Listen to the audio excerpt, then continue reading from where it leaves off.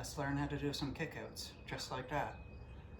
So to begin with, you'll want to be in a toe balance.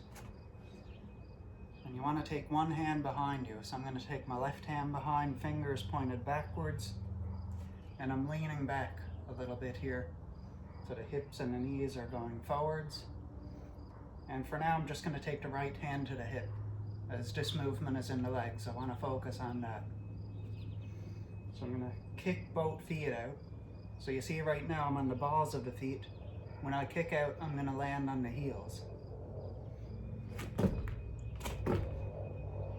So it alternates ball of the foot and heel. And when I kick the legs out, I'm straightening the legs, but they don't go completely straight, as you need to be able to draw the legs back in. So hopping out and hopping back in. And when you do kickouts, you could kick the legs out wide, or you could draw them together. So once more, legs wide, and then legs together. I'll show a different view coming to the front. I'll do this on the other side this time.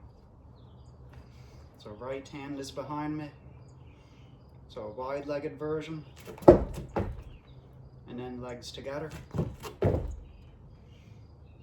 So it's a quick movement, hopping from the balls of the feet to the heels.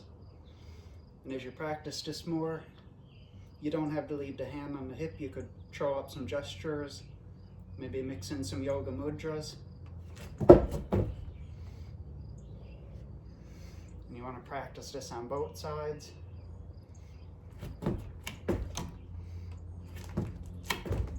Try out different variations. You could get creative with this and see what you come up with. But that's the basic way of doing a kick out.